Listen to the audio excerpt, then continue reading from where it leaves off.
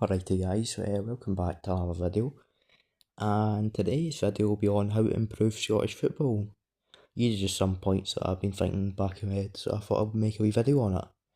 I'm not going to go too deep into all my points, but I'll just try and see how it goes. Right, the first point, expand the league.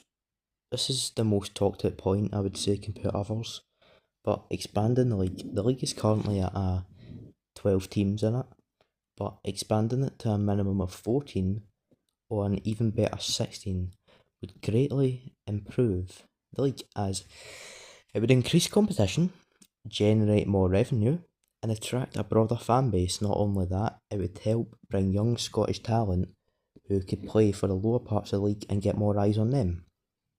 Point 2. Get a better Sky deal. Get more money, which is badly needed.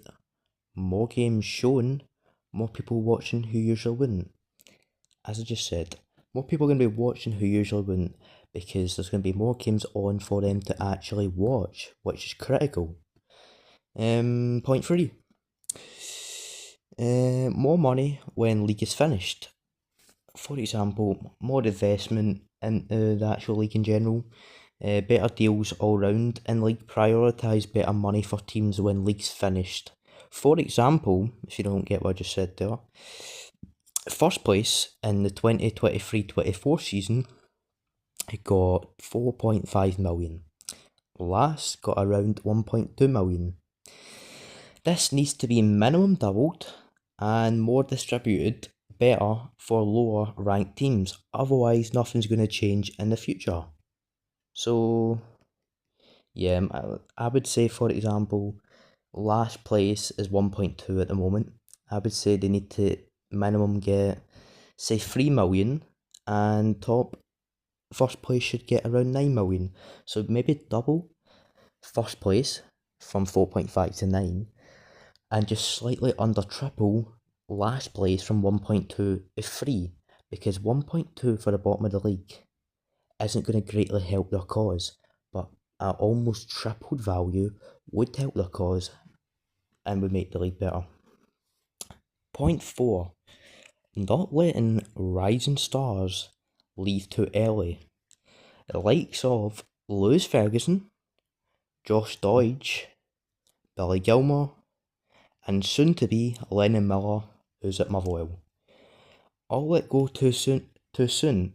Think for example, right, how good the Scottish Premiership would look if at least half of the players who left too early stayed.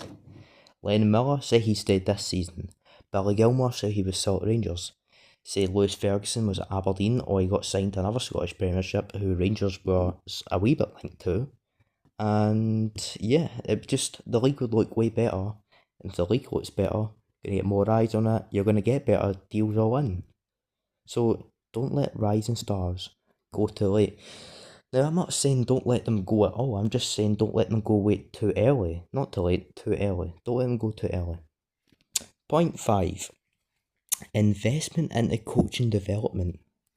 Investment into coaching development is simple, as better coaches develop better players.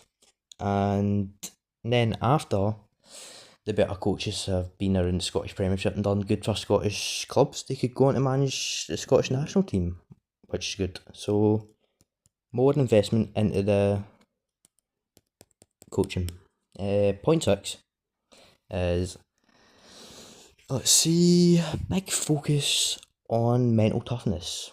As we all know, players these days aren't built the way they used to be.